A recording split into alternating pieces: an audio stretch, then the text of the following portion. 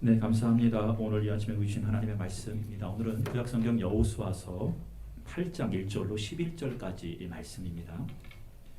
제가 가진 성경으로는 구약성경 330면에 있습니다. 여호수아서 8장 1절로 11절까지입니다.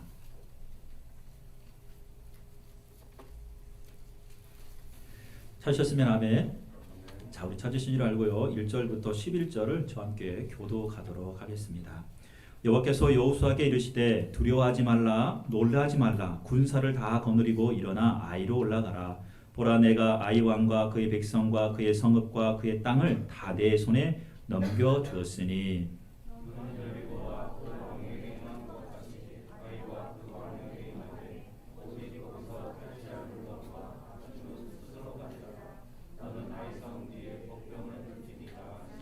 이에 여호수아가 일어나서 군사와 함께 아이로 올라가려 하여 용사 3만 명을 뽑아 밤에 보내며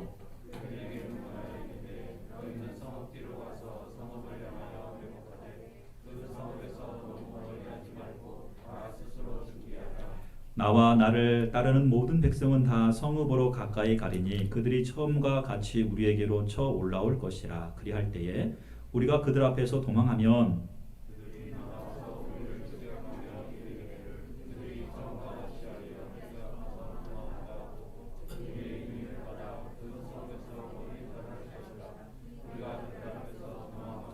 너희는 매복한 곳에서 일어나 그 성읍을 점령하라. 너희 하나님 여호와께서 그 성읍을 너희 손에 주시리라.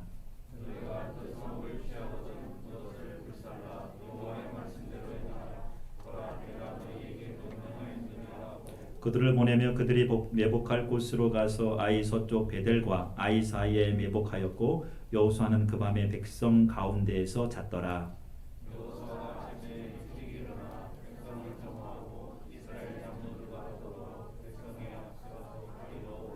합독합니다. 그와 함께한 군사가 다 올라가서 그 성읍 가까이 이르러 아이 북쪽에 진치니 그와 아이 사이에는 한 골짜기가 있더라. 아멘. 자, 오늘도 자유 옆 사람을 한번 축복하고 함께 말씀을 나누겠습니다. 하나님이 당신과 함께 하십니다. 당신은 축복의 통로입니다. 격려하겠습니다. 시작. 하나님이 당신과 함께 하십니다. 당신은 축복의 통로입니다. 오늘도 온라인으로 예배드리고 현장에서 예배드리는 모든 가족들, 하나님이 함께 하셔서 여러분이 인생에 하나님께서 간섭하시고 관여하시고 주장하시고 인도하시는 아멘 할 때까지 계속 할 겁니다. 여러분을 쓰시는 그런 인생 되시길 주름으로 축원합니다. 여러분 아멘을 많이 하십시오. 아멘은 그렇다, 믿습니다, 그렇게 될 줄로 확신합니다, 그런 말입니다.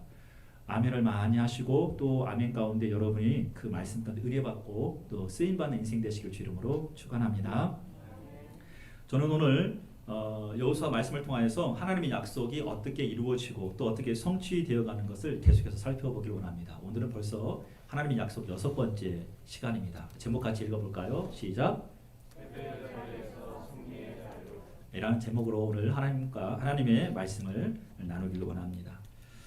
실패를 거울 삼아 마침내 성공의 자리에 우뚝 섰던 사람들을 우리가 생각해 보면 아마 우리는 두 사람을 예로 들 수가 있습니다. 그 한 사람이 바로 누구냐면 아브라함이고 그 한 사람은 또한 에디슨이라는 사람일 것입니다. 그들의 인생을 그런데 한번 잘 살펴보면 그들의 인생은 마치 처음에는요, 이 사람은 실패하기 위해서 살아가는 사람인가? 라고 생각할 정도의 그런 실패가 그 인생에서 계속해서 거듭되었던 사람들입니다. 하지만 그들을 결국 실패자다, 낙오자다, 루저다라고 말하지는 않습니다. 결국 그들은 실패한 사람이 아니라 성공한 사람, 또 패배한 사람이 아니라 승리한 사람이라고 우리는 모두 그들을 정의하고 그렇게 인정하죠. 왜 그럴까? 그들은 실패와 실수, 패배의 그 모든 것들을 기반으로 마침내 승리의 반열에 우뚝 섰기 때문입니다. 그럼 에디슨이라는 사람을 아십니까? 이 사람은 전구를 발명해낸 사람인데요. 이 전구를 발명할 때 그 사람은 9,990번의 실패를 했던 사람입니다. 그런데 그 사람이 이 전구를 발명하게 된 가정에서 9,990번의 실패를 할 때 그는 이렇게 그것을 정의했습니다. 나는 9,999번의 실패를 한 것이 아니라 다만 전구를 만들 수 없는 9,999번의 이치를 발견했을 뿐이다 라고 이 얘기를 했죠. 그러니까 실패를 자기가 어떻게 해석했냐면 그 하나의 과정이었다라고 생각한 거죠. 마침내 그는 일반번의 실패를 경험하고서야 비로소 전구를 발명해냅니다. 그래서 저와 여러분 이렇게 밝은 전구 아래서, 이 불빛 아래서 예배를 드릴 수가 있게 되는 겁니다. 링컨도 동일하죠. 링컨은 어떤 사람이었습니까? 그는 어릴 적부터 정치에 입문하는 사람입니다. 그런데 매번 그는 낙선하는 고배를 마셨습니다. 그래서 얼마나 많이 낙선하였냐면 주위에 있는 사람들이 이제 그만 정치하시고 그만 선거에 나가지 마십시오. 왜냐하면 나가기만 하면 떨어지니까. 1832년 주의원에 나갔다가 낙선, 1833년 사업 실패, 1836년 신경쇠약 환자로 오명, 1838년 하원의장 낙선, 48년에도 낙선, 55년에도 낙선, 계속해서 낙선하는 거예요. 그런데 여러분, 그가 1860년에 어떤 사람이 된지 아시죠? 미 합중국의 당당히 대통령으로 당선합니다. 그러니까 그동안 낙선했던 거, 실패한 거, 그 모든 것들을 이제 전부 다 숲으로 돌렸어요. 대통령이 되었으니, 그리고 인류 역사에 노예를 해방시키는 엄청난 업적을 남기고 하나님의 손에 붙들어서 쓰임받는 이 인생이 됩니다. 그래서 우리는 에디슨이나 이 링컨을 루저, 실패자, 패배자라고 절대 얘기하지 않습니다. 과정은 실패하는 경험들이 있었지만은 결국 그들은 승리자였고 그들은 성공자였다라고 얘기하죠. 저는 링컨의 이 말을 오늘도 한번 우리 마음에 새겼으면 좋겠어요. 내가 걷는 길은 언제나 험하고 미끄러웠습니다. 그래서 나는 자꾸만 미끄러져 길 밖으로 곤두박질 치곤 했어요. 그러나 나는 곧바로 기운을 차리고 내 자신에게 이렇게 말했습니다. 길이 약간 미끄러울 뿐이지 낭떠러지는 아니었잖아. 그러면서 그는 다시 일어서서 도전하여 마침내 승리했다라고 말해주고 있습니다. 여러분, 우리도 인생이 그럴 수 있습니다. 실패할 수도 있고 넘어질 수도 있고 미끄러질 수 있어요. 그런데 그것이 우리를 어떻게 할 수 있습니까? 낭떠러지도 떨어뜨리지는 못합니다. 오늘 성경에 보면 실패했던 자리에서 성공의 자리로 사용하신 민족과 한 사람이 나옵니다. 그게 바로 누구냐면 여호수아와 이스라엘 민족입니다. 우리는 지난 시간에 아이성 전투에서 패배했던 사건을 기억하고 있습니다. 오늘은 그 실패했던 그 사람들이 다시 그 아이성의 전투에서 승리하는 내용으로 우리에게 보여주고 있어요. 하나님은 이 이야기를 우리에게 말씀하시면서 무엇을 말씀하시고자 하는 영적인 교훈이 있다라고 이야기하고 있습니다. 이스라엘 민족은 여규성의 승리 후에 자만하고 준비하지 않고 무엇보다도 하나님께 범죄함으로 다음에 있었던 아이성에서 전투하고 비참하게 패배하거나 말았습니다. 그런데 하나님은 그들에게 다시 찾아오셔서 이렇게 세우셨어요. 그리고 아이성 전투에서 승리할 수 있도록 인도하여 주셨습니다. 우리는 먼저 이 사건을 통하여서 이스라엘을 향하신, 여호수아를 향하신 하나님의 마음, 또 우리를 향한 하나님의 어떤 바램을 알 수가 있습니다. 저는 그것이 이럴 거라고 생각해요. 실패했다고 해서 낙심하지 말고, 한번 미끄러졌다고 해서 낭망하지 말고 포기하지 않는, 다시 소망을 가지고 살아갈 수 있었으면 좋겠다라는 것이 우리 주님의 마음이 아니겠는가 한번 조심스럽게 생각해 봤습니다. 여러분, 에레미야 29장 11절을 읽어보면 주님의 마음은 이렇다고 얘기해 주고 있어요. 우리 같이 읽어봅시다. 시작. 여호와의 말씀이니라. 너희를 향한 나의 생각을 내가 아나니 평안이요 재앙이 아니니라. 너희에게 미래와 희망을 주는 것이니라. 할렐루야. 아멘. 그렇습니다. 하나님이 우리를 향한 마음은 우리가 이 땅에서 실패해서 낭망하여 정말로 패망해버려라, 그런 것이 하나님 우리에게 원하신 것이 아닙니다. 우리가 혹 넘어져서 미끄러져서 실패했을지라도 절대로 낙심하거나 낭망하지 않고 다시금 소망 중에 일어서서 하나님을 향하여 희망을 품고 살아가기를 주님은 원하시는 줄로 믿습니다. 여러분, 그래서 옆 사람에게 한 번 더 격려했으면 좋겠어요. 이렇게 격려하세요. 소망을 가지세요. 하나님 당신과 함께 하십니다. 시작. 소망을 가지세요. 하나님 당신과 함께 하십니다. 성경에 실패의 자리에서 성공의 자리로 옮겨진 사람 하면 단연 우리는 이 사람을 추천하고 싶어요. 베드로 아니겠습니까? 우리는 하나님이신 예수 그리스도의 마음을 베드로의 사건을 통하여서 우리는 알 수 있어요. 베드로는 어떤 사람이었어요? 예수님의 제자로서 예수님을 따랐던 사람이었습니다. 그런데 그는 소위 신앙 실패, 제자도의 실패, 그리고 영적 전쟁에서 패배했던 사람입니다. 주님 앞에 자기는 후원장담했어요. 주님, 어떠한 일이 있어도 어떠한 경우에도 내가 주님을 배반하지 않고 주님을 떠나지 않겠습니다. 그런 일들은 일어나지도 않을 것이고 일어날 수도 없습니다. 라고 후원장담했던 이가 베드로입니다. 그런데 여러분, 베드로에게 예수님이 뭐라고 말씀하셨냐면 이렇게 말씀하셨어요. 베드로야, 네가 새벽닭 울기 전에 나를 3번 부인할 거야 라고 말씀을 하여 주셨어요. 베드로는 그 말씀을 들었을 때 아마 인정하고 싶지 않았을 거예요. 그리고 굉장히 기분도 굉장히 상했을 거예요. 주님이 나를 어떻게 보시고 그렇게 말씀하셔. 그런데 여러분, 현실에 닥쳤을 때 베드로는 어린 여자 종이 와서 너 그 사람의 제자지? 그 당이지? 라고 반복해서 물었을 때 그는 뭐라고 얘기합니까? 나 그 사람 모른다. 그리고 또 두 번째는 맹세해서 나 그 사람 모른다. 세 번째는 저주까지 그 사람 모른다라고 그렇게 했던 이가 베드로입니다.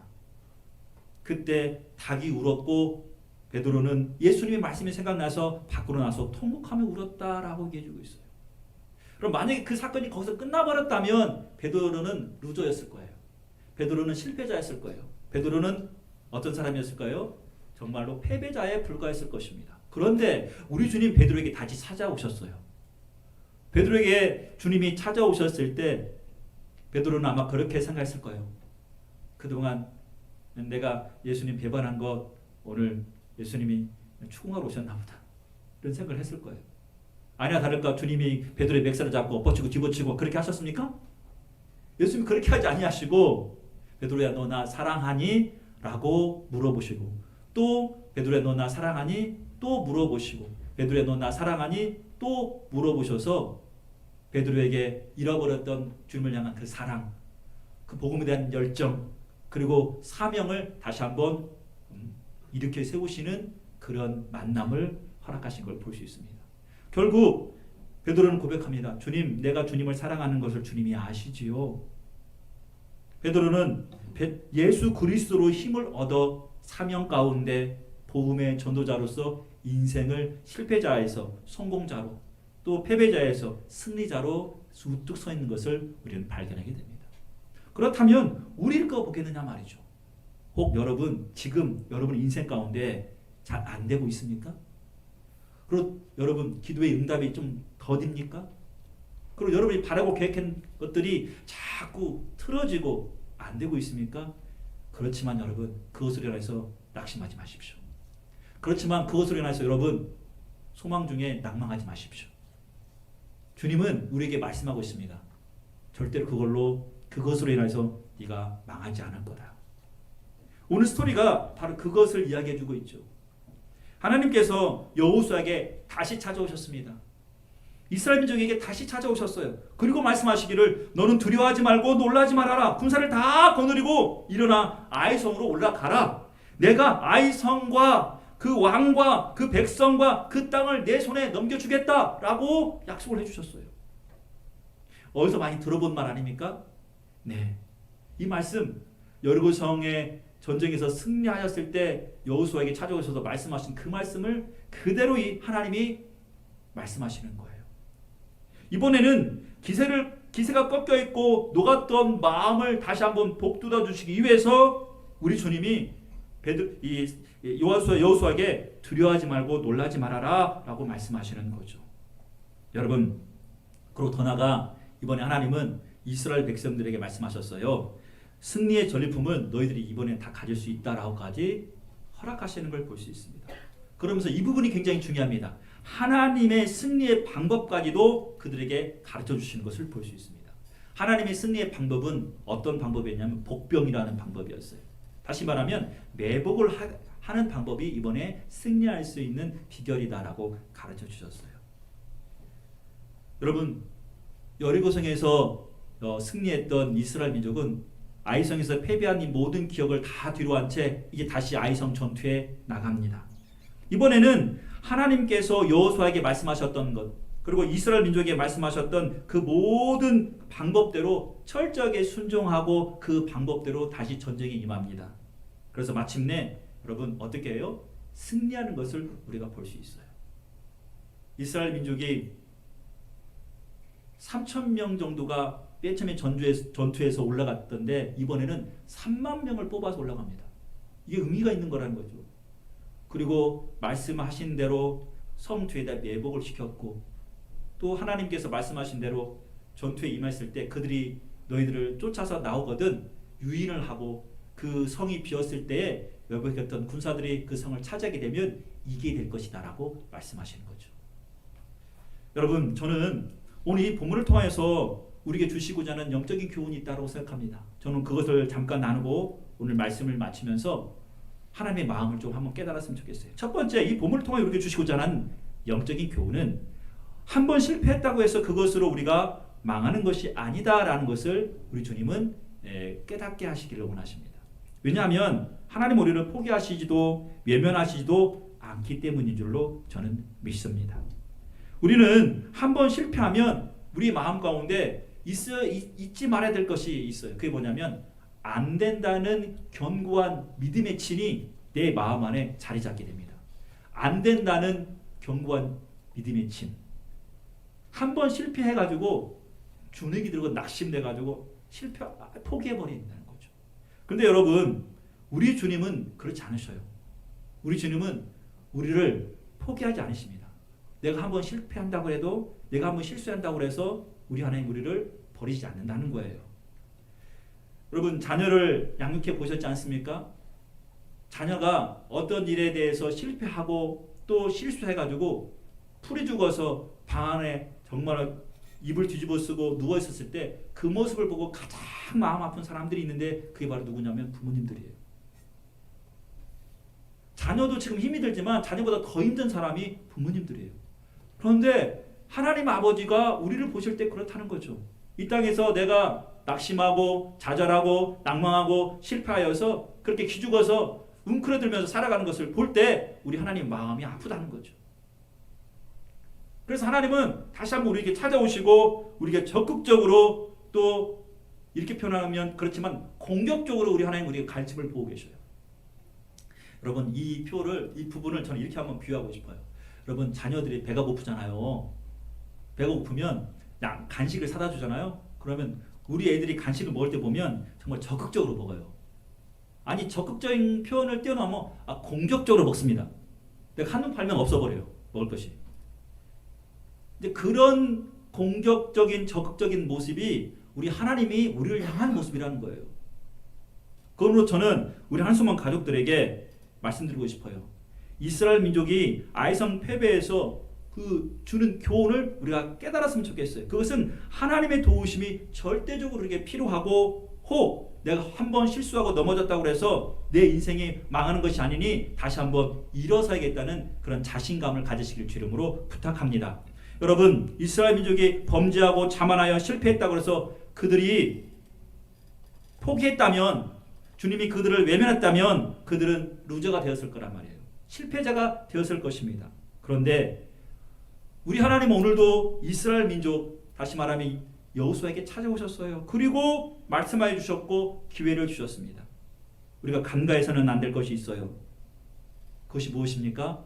주님이 너희들이 왜 그것을 실패했느냐 그 실패의 이유를 잊지 않기를 원하셔요.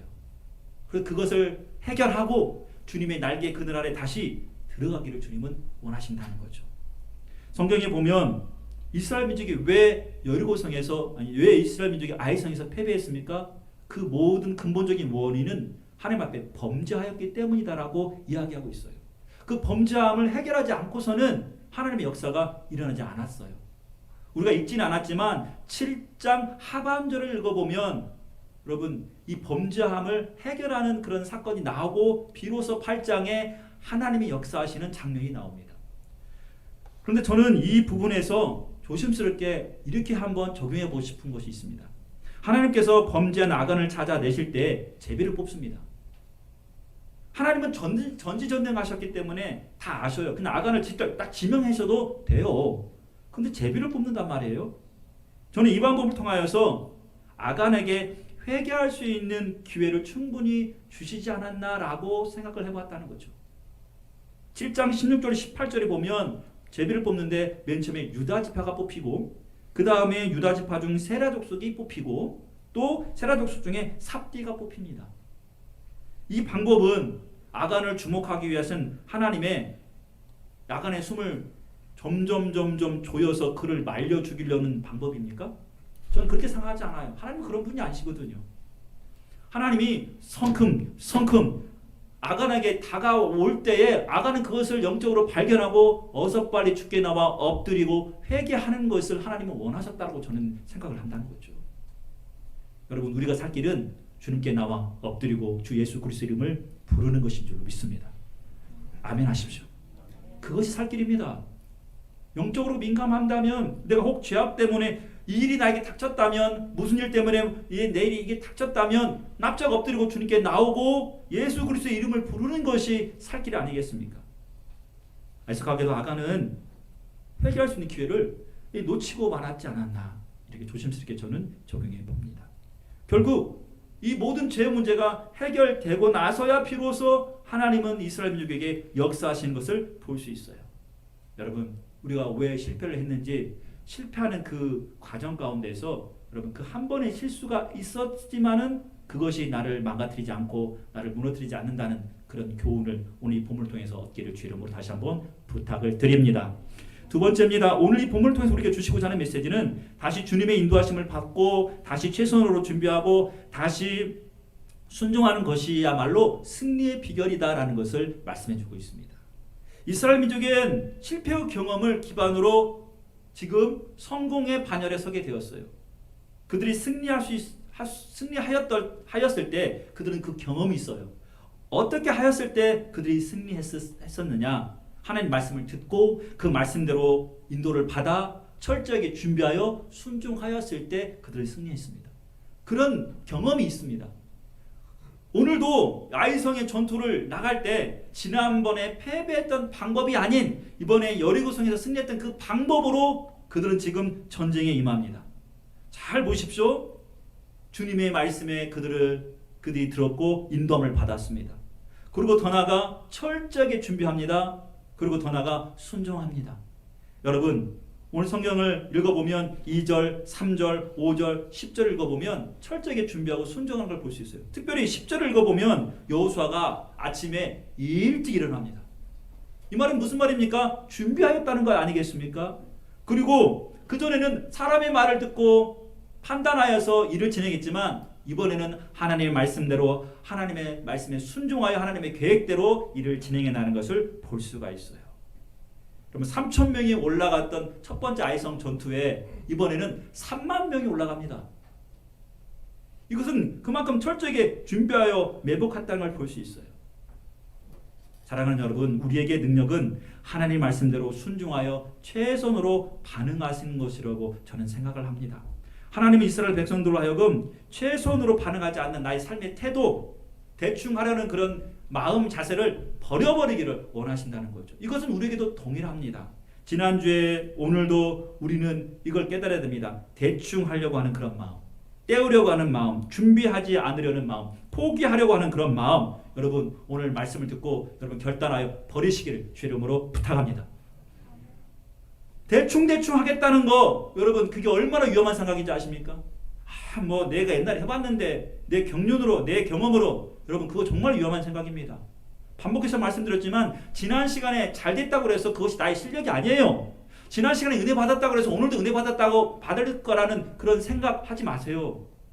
지난 시간에 은혜 받았을 때 내가 어떻게 해서 은혜 받았습니까? 철저하게 준비하고 기도하고 사모하였더니 은혜를 주셨잖아요. 그런데 오늘도 뭐 그렇게 준비하면 그냥 은혜 주시겠지. 여러분 오늘 은혜 안 주실 수도 있어요. 그러므로 여러분 철저하게 준비하십시오. 일부에도 이런 말씀을 드렸어요. 여러분 만약에 대통령이 여러분에게 무엇인가를 부탁을 했어요. 그럼 여러분 어떻게 준비할 거예요? 밤잠을 안 자고 철저하게 준비할 겁니다. 그렇지 않겠습니까? 대통령도 필요 없어. 인천시장만 전화함으로 와가지고 누구시죠? 좀 부탁합니다. 그러면 여러분 어떻게 하겠어요? 열심히 준비할 거예요. 아니, 죄송해요. 시장도 필요 없어. 죄송합니다.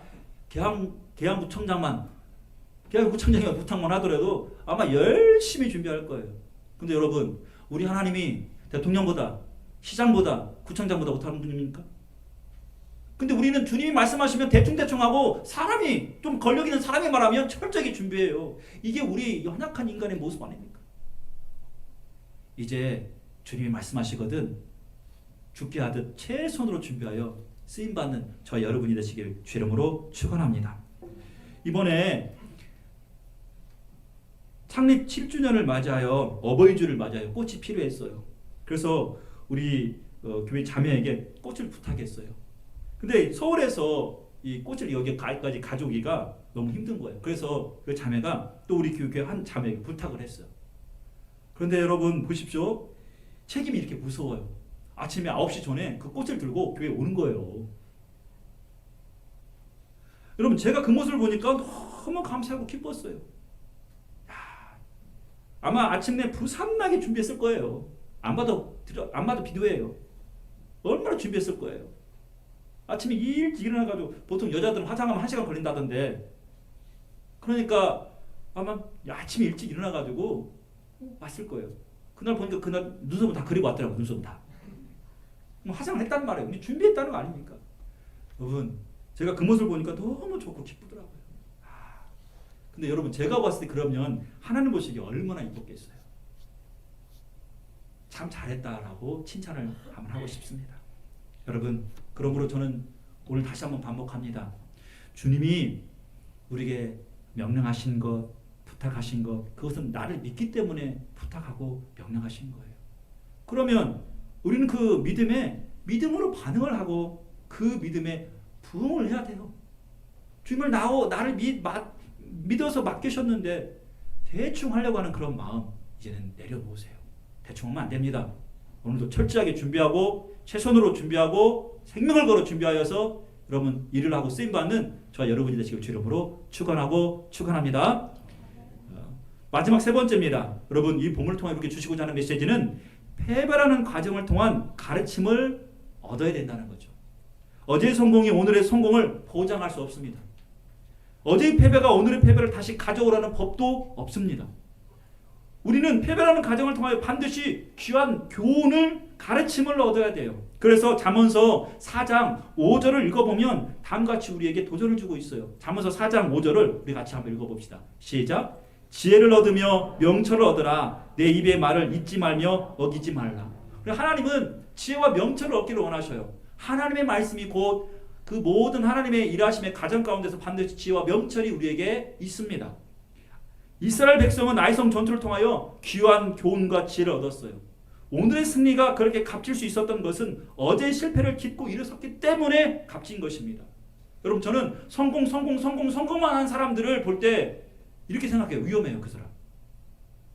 한 번도 실패해보지 않았기 때문에 그 사람은 이제 만약에 실패를 해버리면 저 나라고 떨어져 버려요. 그리고 재기할 수도 없어요. 그러나 실패를 경험했던 사람들은요, 그 실패를 기반으로 하여 다시 성공할 수 있는 능력이 있습니다. 그리고 더 나아가 그 실패를 경험했기 때문에 나에게 주어진 이 승리, 그 패배를 경험했기 때문에 나에게 주어진 이 승리와 이 성공은 얼마나 값진 것인지 몰라요. 정말로 값진 것입니다.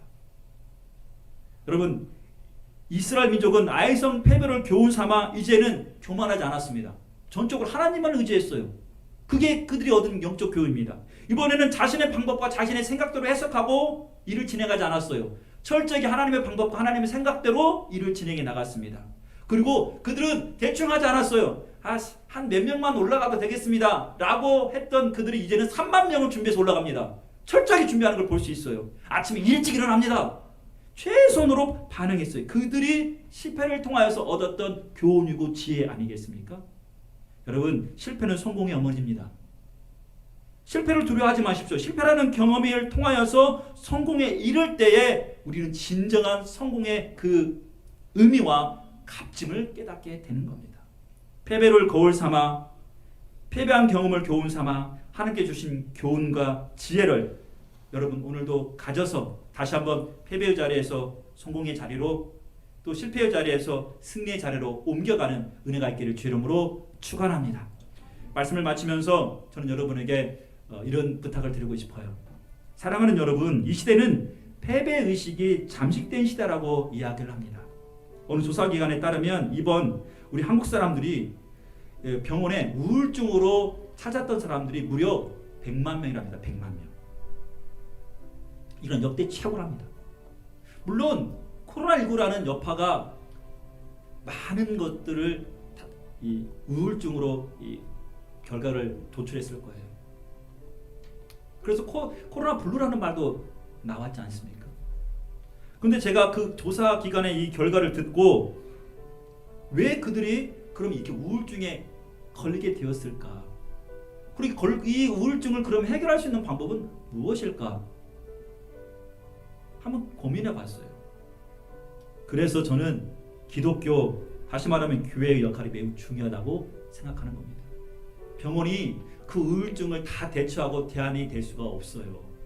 우울증의 원인은 소망 없고 희망 없이 절망 가운데 살아가는 것이 우울증의 특징입니다. 아무것도 하기 싫은 거예요. 그냥 포기하고만 싶은 게 우울증의 특징 중의 특징입니다. 그래서 저는 교회가 그 우울증에 걸린 한국 사람들에게 소망을 주고, 특별히 예수 믿는 사람들이 그 우울증에 걸린 사람들에게 희망을 심어줘야 된다고 저는 생각을 하는 것이죠. 여러분, 우리에게 소망과 희망은 예수 그리스도 그 한 분밖에 없는 줄로 믿습니다. 우리 주님이 십자가에 매달려 죽으셨을 때에 많은 사람들은 이렇게 정의했어요. 이제는 끝났다. 이제는 실패했어. 저 사람 인생을 봐봐. 죽었잖아. 십자가에 못 박혔잖아. 끝났잖아. 그렇게 말을 했습니다. 그런데 여러분, 주님이 거기서 십자가에 못 박혀서 죽었으면 끝났는데 주님은 실패자가 아니에요. 왜냐하면 주님은 죽음을 이기시고 부활하셔서 성공의 자리로 자기 자신을 우뚝 세우신 것을 볼 수 있어요. 그러므로 우리도 그렇습니다. 십자가를 통하여서 주님 우리에게 주시고자 하는 것은 실패가 아니라 바로 승리, 성공을 말하고자 하는 것이죠. 죽음이 없으면 여러분 부활도 없는 것이죠. 실패라는 경험이 없다면 승리의 값진 의미를 깨닫지 못한 것이죠. 저는 말씀 마치면서 우리 한소망 가족들에게 오늘도 도전합니다. 여러분, 지금 여러분의 삶이 좀 힘이 들고 어렵고 코로나19로 인해서 정말로 낙심하고 아무것도 하기가 싫고 열정이 사라졌습니까? 그럼 오늘 이 말씀을 다시 붙들고 예수 그리스도 이름으로 일어서기를 주 이름으로 축원합니다. 주님은 말씀하고 있어요. 내가 너와 함께한다. 두려워하지 말고 놀라지 말아라. 혹 실패했다면 그 실패를 기반으로 해서 다시 일어서라. 너는 루저가 아니야. 너는 실패자가 아니야. 그 실패를 그리고 그 패배를 다시 이번에는 성공으로 또 승리의 자리로 너희 자리를 옮기라라고 말씀하시고 있습니다. 여러분, 오늘도 일어서십시오. 예수 그리스도로 일어서서 승리하는 저와 여러분이 되시기를 예수 그리스도 이름으로 축원하고 축원합니다. 이 시간 우리 옆 사람에게 격려하고 우리 찬양하겠습니다. 하나님 당신과 함께 하십니다. 일어서십시오.